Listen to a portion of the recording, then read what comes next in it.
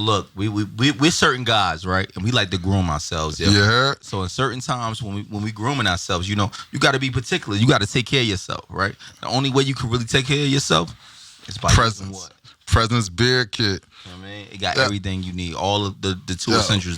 This joint in here, bro, it got a comb. It got the beard balm. It got the beard bonnet. Show them the beard balm. They got the beard balm. Show them the oil. Show them the oil. They got the, oh shit, hold on. They got the dust bag. Everything we got the beard oil. So it's a different thing when you're dealing with that. So comb. Presence is where it's at. You want to get your beard right. You want to get your beard together. You want to be able to sleep right. You want to be able to be good. You want to get the oil, the Nikes, the essence, the smell. You want your wife to be like, You know what I'm saying? Presence. Beard kit. Yo, use that special Beards and Bottles promo code. Use that now. 25% off. It's at the bottom of this. 25% off. Use the Beards and Bottles promo code. All right? So Presence Beard Kit. It's us. This Rolling Stone P and I just pulled up on Beards and Bottles. Nah, not at all. Not at all. So before we really get into it, before we start talking about the journey, before we talk about the projects, let's talk about the journey. Yeah. Tell us who you are, where we would know you from, you know what I mean, how many years you've been in the business, and when you started doing this. You know what I mean? I started around, had to be like 2008, 2009. I started producing, which a lot of people didn't know. I was like making 90% of the songs people heard from me. We didn't know that Yeah, at it was all. produced by either me or my brother. So, you know, the club world, I went by Pure then. And the club world was just so on fire. It was a movement that was just ours at the time. That's what it felt like. You know what I mean? It didn't, not that I was oblivious to what it was doing in Baltimore and different places, but I felt like it was really ours and our sound. And when I started making music, I started to feel like club music always kind of, you know, my pops loved club music. My pops was kind of a low-key DJ. So he used to play all kind of house music and stuff like that. So I really loved the music. You know what I'm saying? So when people speak to me about it, I say, bro, like I listen to club. There's a difference between me making it and once it became hot, a thing. But nah, like I love club music. You know what I'm saying? So when I started making the songs, my challenge was trying to make a record that felt like a song, not like a DJ kind of blended, because that's what it pioneered was. It was DJs would take a beat they made, take maybe some vocals they found and kind of put it together. My job, what I kind of challenged myself was making a song of it, like make it like a record. You know what I'm saying? So when I started hearing these club records, I said, man, that's what I think is missing. You know what I'm saying? Is this after you was like in a group kind of sort of King? Nah. Well, ironically, in King R&B group, right? You was in part of? Nah, there was some rappers in there. I just got the scoop earlier. Yeah, it was a whole crew, and that was my start. Like honestly, in music, I did even how I got my name. Ironically, I did a showcase, and I sung some random song. And the girl was screaming. She was telling me, she was saying my name, but she had an accent, like my real name, but she was saying Pure. I'm like, why is this girl calling me Pure? Yeah, that's what started Pure. And when I was with the crew, my man Jeff would bring me around from Keene, you know, and Was you going to school with Arsenal at the time? Yeah. Me and him never spoke. At all? But nah, ironically, I always remembered him from there though. But yeah, we was in school at the same time, and like I said, once that kind of started, that was when I started recording. Like I started recording there, and I didn't take it serious till a little later though, because I always kind of had a knack for it. You know what I mean, like doing music, but like around 2007, 8 is when I started saying to myself, okay, I want to do this for real. You know what I'm saying? So when did Let Your Body Talk drop? When is that? It was 2009, 2010. Right? And so this is what I wanted to ask you. That's when it came out? Yeah. I mean, we was grown as hell. I thought they came out like 2014 or something like that. Nah, we was grown. We was still, but because you was a grown ass man, 2020. You want people to know your age. But yeah, people know how old I am, man. I be outside. Yeah. So this is a question I wanted to ask you. Like, you know, around that time, you had dropped that record, right? And you said you were producing most of your records. Was that one of the records you produced? Yeah. And in that process, right? you know, a lot of people don't know this part. Was it business there? Remember we was having this conversation just a minute ago? You was like, a lot of times people be ready musically, right? But the other side, their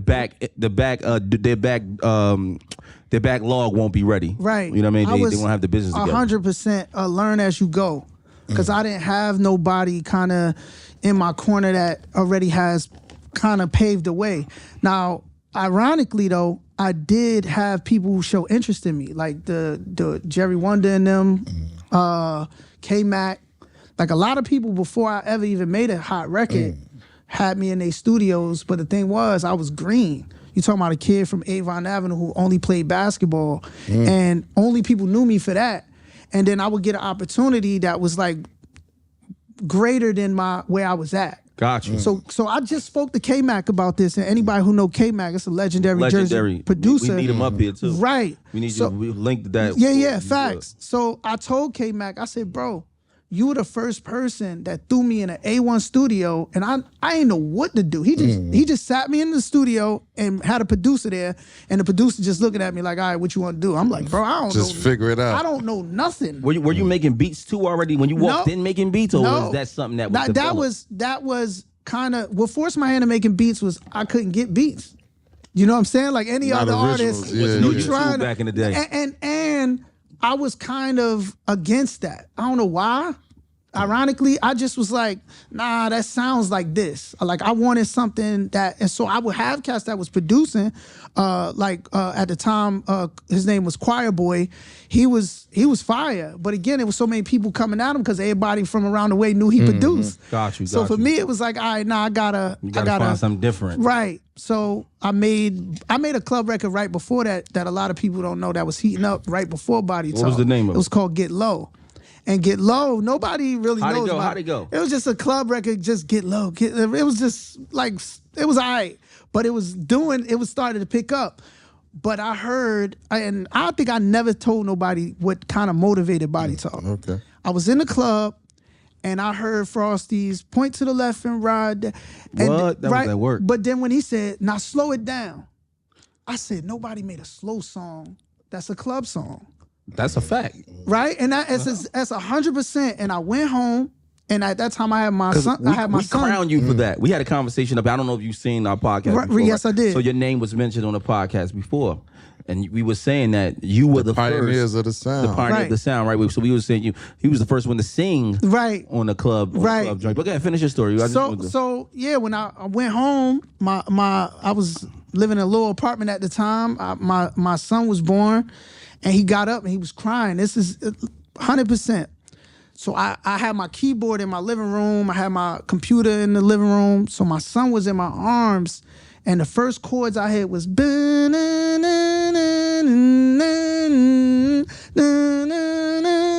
I was like, oh, this is a hit. So he went to sleep. I laid him down on the couch. You kept that joint in your And mouth. I just did the hook. I had no drums or nothing over it. And I called DJ Tragedy that next morning and said, yo, I got a hit that's going to change everything. I knew what it was right when I recorded it. I ain't had no drums to it, nothing. I just said, bro, this is going to change everything.